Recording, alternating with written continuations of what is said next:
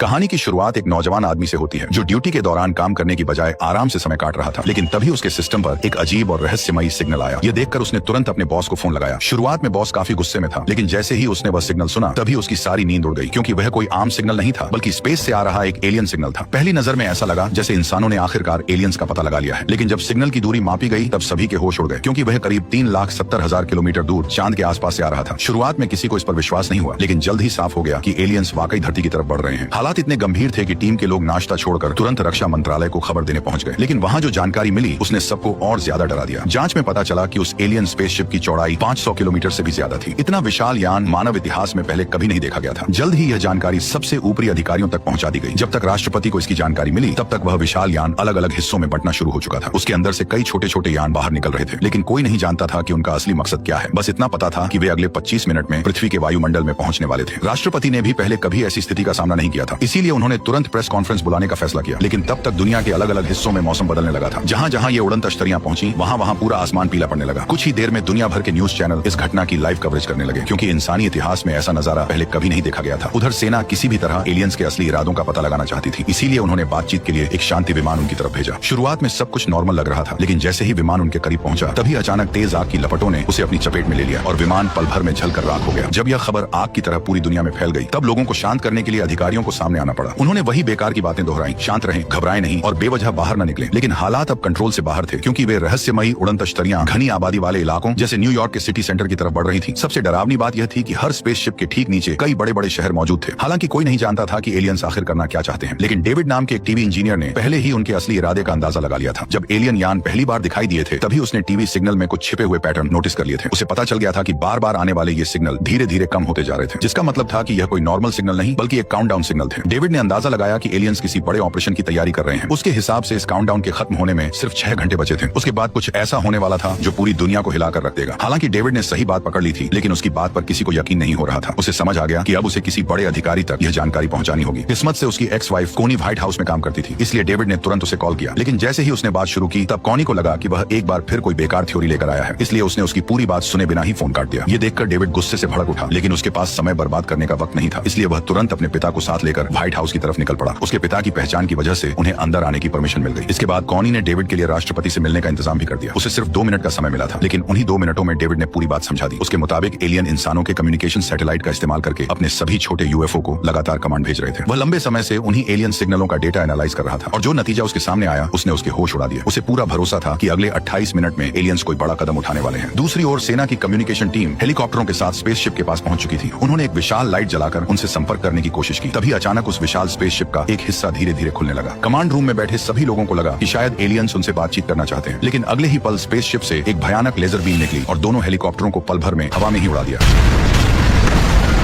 अब सभी को समझ आ चुका था कि एलियंस के इरादे बिल्कुल भी अच्छे नहीं हैं। डेविड की बात सच साबित होते ही पूरे व्हाइट हाउस में हड़कंप मच गया। कुछ ही मिनटों में इमरजेंसी प्रोटोकॉल लागू कर दिए गए और हर कोई वहां से निकलने की तैयारी में जुट गया। राष्ट्रपति और बड़े अधिकारियों के पास बच निकलने के लिए खास प्राइवेट जेट्स मौजूद थे, लेकिन दूसरी तरफ लाखों आम लोग अभी भी सड़कों पर फंसे हुए थे। वहीं जो लोग इस खतरे को गंभीरता से नहीं ले रहे थे उन्हें अब भी यही लग रहा था कि शायद एलियंस इंसानों को नुकसान पहुंचाने नहीं आए हैं। लेकिन उन्हें जरा भी अंदाजा नहीं था कि जैसे ही काउंटडाउन खत्म होगा तभी इंसानी इतिहास का सबसे बड़ा हमला होगा।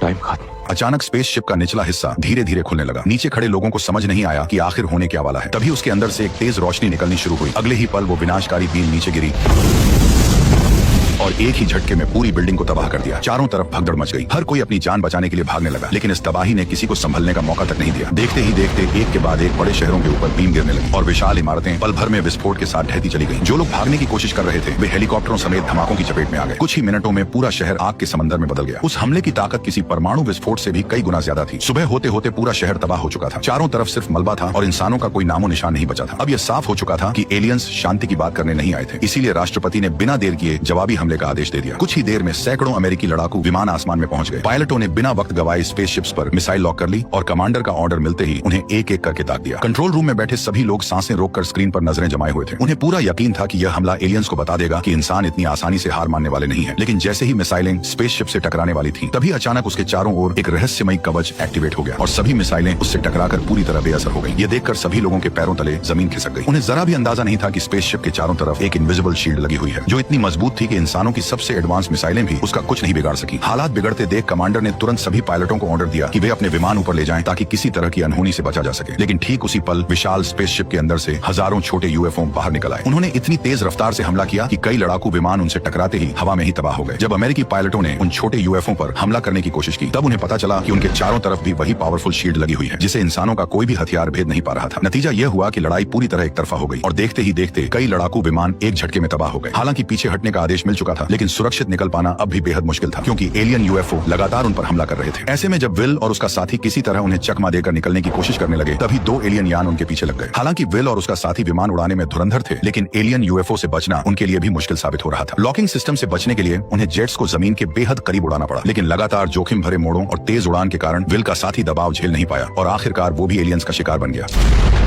इसके बाद एलियंस के झुंड ने आसपास के सैन्य अड्डों और एयरबेस को भी निशाना बनाना शुरू कर दिया, जिसकी वजह से कई एयरपोर्ट और रनवे पूरी तरह तबाह हो गए। उधर विल किसी तरह एलियन यूएफओ से पीछा छुड़ाने में लगा हुआ था। भले ही उसके पास उन्हें मार गिराने का कोई तरीका नहीं था, लेकिन वह जानता था कि उसे जाल में कैसे फंसाया जा सकता है। तभी अचानक उसकी नजर सामने खड़ी एक विशाल चट्टान पर पड़ी और उसके दिमाग में एक खतरनाक आइडिया आ गया। जैसे ही पीछा कर रही यूएफओ उसके बिल्कुल करीब पहुंची, विल ने अचानक पैराशूट खोल दिया और विमान से बाहर कूद गया। यूएफओ में बैठा एलियन कुछ समझ पाता उससे पहले ही खाली जेट चट्टान से टकरा गया। पीछे आ रही एलियन यूएफओ भी दिशा नहीं बदल पाई और पूरी रफ्तार से चट्टान में जा घुसी। आखिरकार काफी मशक्कत के बाद विल उस एलियन यूएफओ को मार गिराने में कामयाब हो गया, जिसके बाद उसका कॉन्फिडेंस 7वें आसमान पर पहुंच गया। वह बेखौफ होकर मलबे के पास पहुंचा और अपने हाथों से खुद यूएफओ का दरवाजा खोल दिया। इस तरह वह शायद पहला इंसान बन गया जिसने जिंदा एलियन को इतनी करीब से देखा था, लेकिन अब उसका विमान उड़ने की हालत में नहीं था, इसलिए उसे पैराशूट को घसीटते हुए वापस लौटना पड़ा। खुशकिस्मती से कुछ दूरी पर उसे कई गाड़ियां दिखाई दी और आखिरकार लिफ्ट मिल गई। उधर दूसरी तरफ राष्ट्रपति भी एक रहस्यमयी जगह एरिया 51 पहुंच चुके थे। ऊपर से देखने पर यह सिर्फ एक नॉर्मल सैन्य अड्डा दिखाई देता था, लेकिन जमीन के नीचे एलियंस पर सीक्रेट रिसर्च चल रही थी। चौंकाने वाली बात यह थी कि इसकी जानकारी खुद राष्ट्रपति को भी नहीं थी। वहां पहुंचते ही उनकी मुलाकात डॉक्टर ओकेन से हुई। तब उन्हें मालूम हुआ कि अमेरिका ने करीब 15 साल पहले एक एलियन जहाज पकड़ा था। शुरुआत में वैज्ञानिक लंबे समय तक उसकी जांच करते रहे, पर उसकी एडवांस टेक्नोलॉजी को कोई समझ नहीं पाया। लेकिन हाल ही में उस जहाज का पावर सिस्टम अपने आप चालू हो गया। हालांकि वैज्ञानिक अब भी उसकी पूरी तकनीक नहीं समझ पाए थे, लेकिन कम से कम उन्हें यह पता चल गया था कि यह जहाज उड़ता कैसे है। इसके बाद डॉक्टर ओकेन उन्हें उस एलियन के पास ले गए जिसे सालों पहले पकड़ा था। हालांकि वह अब जिंदा नहीं था, लेकिन उनकी जांच के दौरान वैज्ञानिकों को एक चौंकाने वाली बात पता चली कि ये एलियंस आवाज या भाषा का इस्तेमाल नहीं करते थे, बल्कि सीधे दिमाग से दिमाग जोड़कर टेलीपैथी के जरिए बात करते थे। हालांकि सबूत के तौर पर उनके पास सिर्फ मरे हुए एलियंस के नमूने ही थे, लेकिन उसी समय विल एक जिंदा एलियन को पकड़कर बेस पर ले आया। यह खबर फैलते ही पूरे रिसर्च सेंटर में अफरा तफरी मच गई। डॉक्टर ओकेन के लिए यह किसी सपने जैसा था। उन्होंने तुरंत एलियन की जांच शुरू करवाई और उसका हेलमेट हटाने का फैसला किया। जैसे ही हेलमेट काटा जाने लगा तभी अचानक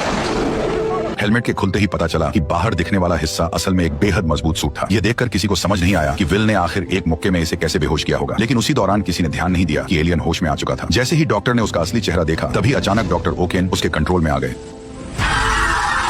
धीरे धीरे वह एलियन अपने सूट से बाहर आने लगा। उसका असली शरीर ज्यादा बड़ा नहीं था, लेकिन वह इंसानों से कहीं ज्यादा चालाक और खतरनाक था। होश में आते ही उसने पूरी लैब में अफरा तफरी मचा दी। डॉक्टर अपनी जान बचाकर भागना चाहते थे, लेकिन उनके पास बचने का कोई मौका नहीं था। कुछ ही सेकंड में पूरी लैब मौत के मैदान में बदल गई। जब राष्ट्रपति और सेना के बड़े अधिकारी वहां पहुंचे तब तक पूरा रिसर्च सेंटर बुरी तरह तबाह हो चुका था। चारों तरफ सिर्फ घना धुआं दिखाई दे रहा था। कुछ ही देर में सभी को समझ आ गया कि डॉक्टर ओकेन अपने होश में नहीं है, बल्कि एलियन किसी तरह उनके शरीर को कंट्रोल करके इंसानों से बात कर रहा था। राष्ट्रपति को यह सही मौका लगा। उन्हें उम्मीद थी कि बातचीत के जरिए इस लड़ाई को टाला जा सकता है, इसलिए उन्होंने एलियन से पूछा कि आखिर उसे इंसानों से क्या चाहिए। तुम हमसे क्या चाहते हो? इतना कहते ही उसने राष्ट्रपति के दिमाग पर कब्जा करना शुरू कर दिया। यह देखकर वहां मौजूद सभी लोग घबरा गए और अगले ही पल गार्ड्स ने बिना देर किए उस पर अंधाधुंध गोलियां बरसा दी। कुछ ही सेकंड में एलियन वहीं ढेर हो गया। जब राष्ट्रपति फिर से होश में आए तो उन्होंने एक बेहद डराने वाली बात बताई। उन्होंने कहा कि उन्हें एलियंस का असली मकसद पता चल चुका है। दरअसल एलियंस की टेलीपैथी दो तरफा काम करती थी। जब वे किसी से जुड़ते थे तो दोनों एक दूसरे की मन की बात पढ़ सकते थे। इसी वजह से राष्ट्रपति को कंट्रोल करते वक्त उन्होंने उसके मन की बात पढ़ ली थी। राष्ट्रपति ने बताया कि ये एलियंस किसी एक ग्रह के निवासी नहीं थे। वे टिड्डियों की तरह एक दुनिया से दूसरी दुनिया तक भटकते रहते थे। जहां भी उन्हें कोई विकसित ग्रह मिलता वे उस ग्रह पर हमला कर देते, फिर उसके संसाधनों का इस्तेमाल तब तक करते जब तक वहां कुछ भी बाकी न बच जाए, और इसके बाद वे अगले ग्रह की तरफ बढ़ जाते। अब उनकी नजर पृथ्वी पर थी। यह सुनकर सभी समझ गए कि इंसानों के पास बहुत कम समय बचा है। मजबूर होकर राष्ट्रपति को न्यूक्लियर अटैक की परमिशन देनी पड़ी। फिर भी एक डर सबके मन में बना हुआ था कि अगर न्यूक्लियर हथियार भी उनकी शील्ड के सामने बेअसर निकले तो इंसानों के पास बचने का कोई रास्ता नहीं रहेगा। जल्द ही अमेरिका का सबसे बेहतरीन लड़ाकू विमान एलियन स्पेसशिप के ठीक सामने पहुंच गया। कुछ ही पलों बाद उस पर एक न्यूक्लियर मिसाइल दागी गई। कंट्रोल रूम में बैठे सभी लोग सांसें रोककर स्क्रीन को देख रहे थे। उन्हें उम्मीद थी कि इस बार एलियंस की हार तय है। लेकिन जब विस्फोट हुआ तब जो नजारा सामने आया उसने सबकी उम्मीदें तोड़ दी। इतने विनाशकारी हमले के बावजूद एलियन शील्ड ने पूरे हमले को बेअसर कर दिया, यहाँ तक कि स्पेसशिप पर एक खरोंच तक नहीं आई। अब हालात ऐसे हो चुके थे कि किसी के पास कोई प्लान नहीं बचा था। लगने लगा था कि अब पृथ्वी का अंत करीब है। उधर डेविड की भी सारी रिसर्च नाकाम साबित हो चुकी थी, इसलिए वह शराब पीकर खुद को संभालने की कोशिश कर रहा था। यह देखकर उसके पिता को भी चिंता होने लगी। उन्होंने डेविड को समझाने की कोशिश की और कहा कि अगर कोई रास्ता नहीं मिल रहा तो खुद को इतना परेशान करने का भी कोई फायदा नहीं। ये सुनते ही डेविड के दिमाग में अचानक एक जबरदस्त आइडिया आया। उसने तुरंत सभी लोगों को एक जगह इकट्ठा किया। फिर उसने एक ऑफिसर से कहा कि यूएफओ के ऊपर एक कोक की कैन रखकर गोली चलाए। जैसा कि सभी को उम्मीद थी, गोली चलते ही यूएफओ की शील्ड ने उसे बेअसर कर दिया। ये देखकर किसी को हैरानी नहीं हुई, लेकिन अभी भी किसी को डेविड का असली प्लान समझ नहीं आया था। तभी डेविड कंप्यूटर पर कुछ टाइप किया और ऑफिसर से दोबारा गोली चलाने को कहा। इस बार गोली कैन से टकराते ही हवा में उछल पड़ी। यह देखकर वहां मौजूद सभी लोग हैरान रह गए। उन्हें समझ नहीं आया कि आखिर ये सब हुआ कैसे। तभी डेविड ने बताया कि भले ही एलियंस की टेक्नोलॉजी इंसानों से हजारों साल आगे हो, लेकिन उनका पूरा सिस्टम एक डिजिटल नेटवर्क की तरह काम करता है। और जैसे किसी कंप्यूटर नेटवर्क में वायरस घुसते ही पूरा सिस्टम गड़बड़ाने लगता है, वैसे ही उसने इस यूएफओ के सिस्टम में भी एक वायरस अपलोड कर दिया था। इसी वजह से उसकी शील्ड अपने आप डीएक्टिवेट हो गई। डेविड असल में यह साबित करना चाहता था कि एलियंस का सिस्टम भी हैक किया जा सकता है। इसके बाद उसने अपना असली प्लान बताया। वह इसी वायरस को एलियन मदरशिप के मेन सिस्टम में अपलोड करना चाहता है, क्योंकि एक बार वायरस वहां पहुंच गया तो नेटवर्क से जुड़े सभी यूएफओ और स्पेसशिप्स में वह अपने आप फैल जाएगा। और जैसे ही उनकी सारी डिफेंस शील्ड्स एक साथ बंद होंगी, तभी इंसानों को उन पर हमला करने का मौका मिल जाएगा। लेकिन अब सबसे बड़ा सवाल यह था कि आखिर एलियन मदरशिप के अंदर घुसने का जोखिम कौन उठाएगा। तभी विल आगे आया और बोला कि वो यह मिशन करने के लिए तैयार है। लेकिन जिस एलियन स्पेसशिप का इस्तेमाल इस मिशन के लिए किया जाना था, वह करीब 15 साल पहले क्रैश हुई थी और किसी को नहीं पता था कि वह अभी भी उड़ने की हालत में है या नहीं। पता लगाने के लिए डेविड ने स्पेसशिप के क्लैंप्स हटाने को कहा। जैसे ही आखिरी क्लैंप हटा, तभी अचानक पूरा स्पेसशिप अपने आप हवा में तैरने लगा। ये देखकर साफ था कि स्पेसशिप एकदम ठीक थी। बिना देर किए राष्ट्रपति ने एक ग्लोबल काउंटर अटैक प्लान तैयार किया। उन्होंने रशिया, चाइना, इंडिया समेत कई देशों की एयरफोर्स को तुरंत अलर्ट भेज दिया ताकि सभी मिलकर एक साथ हमला कर सके। इसी बीच एक किसान भी वहां पहुंच गया। वह कोई पायलट नहीं था, लेकिन वो फिर भी इस लड़ाई शामिल होना चाहता था, क्योंकि सालों पहले एलियंस ने उसको किडनैप किया था और अब वह उनसे अपना पुराना हिसाब चुकता करना चाहता था। उधर राष्ट्रपति हमले से ठीक पहले अपना सबसे जोशीला भाषण देने वाले थे और सबसे खास बात यह थी कि उसी दिन इंडिपेंडेंस डे भी था। उन्होंने दुनिया भर के लोगों को संबोधित करते हुए कहा कि आज पूरी मानवता एक ही मोर्चे पर खड़ी है। यह लड़ाई किसी एक देश, एक झंडे या एक जगह की नहीं है। इस बार खतरा पूरी पृथ्वी पर मंडरा रहा है। उन्होंने लोगों से अपील की कि वे सभी अपने पुरानी रंजिशें भूल जाएं और एकजुट होकर दुश्मन का सामना करें। उस जोशीले भाषण ने सैनिकों में नया जोश भर दिया और सभी आखिरी मुकाबले के लिए तैयार हो गए। उधर विल और डेविड पहली बार एलियन शिप के कॉकपिट में बैठे थे, लेकिन उड़ान भरने से ठीक पहले दोनों से एक छोटी सी गड़बड़ हो गई।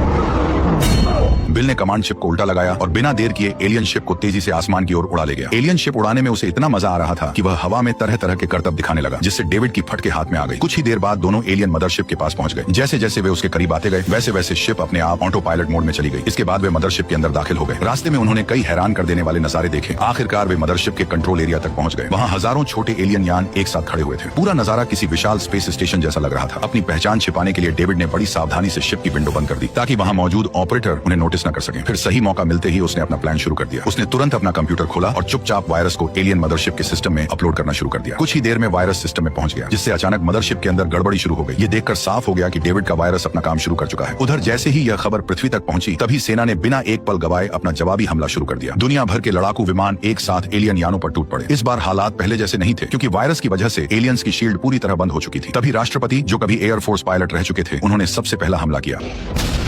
कुछ ही देर में दर्जनों लड़ाकू विमानों ने एक साथ मिसाइलों की बारिश शुरू कर दी, जिससे एलियन स्पेसशिप्स को भारी नुकसान पहुंचने लगा। हालात बिगड़ते देख हजारों यूएफओ भी लड़ाई में कूद पड़े, लेकिन इस बार मुकाबला बराबरी का था। शील्ड गायब होने की वजह से एक के बाद एक कई एलियन शिप्स हवा में ही धमाकों के साथ तबाह होने लगे। फिर भी एलियंस की संख्या बेहद ज्यादा थी। कुछ ही देर में उन्होंने अलग अलग शहरों पर अंधाधुंध हमला शुरू कर दिया, लेकिन इंसानों के पास धीरे धीरे मिसाइलें और गोला बारूद खत्म होने लगे, जबकि जायंट शिप को अब तक ज्यादा नुकसान नहीं पहुंचा था। ऐसे में हालात एक बार फिर इंसानों के खिलाफ जाते दिखाई देने लगे। तभी रसेल नाम का वही किसान आदमी आगे आया, जो हमेशा दावा करता था कि सालों पहले एलियंस उसे किडनैप करके ले गए थे। उसने फैसला किया कि वो स्पेसशिप के पावर सोर्स को उड़ा देगा, लेकिन किस्मत ने यहाँ भी उसका साथ नहीं दिया, क्योंकि ठीक उसी समय उसके विमान का लॉन्च सिस्टम खराब हो गया और मिसाइल वहीं फंस के रह गई। लेकिन रसेल ने हार नहीं मानी। वह पहले ही अपने सर पर कफन बांध के आया था। उसने अपने परिवार, पृथ्वी और बदला लेने के लिए बिना हिचकिचाए विमान लेकर स्पेसशिप के पावर सोर्स में घुस गया।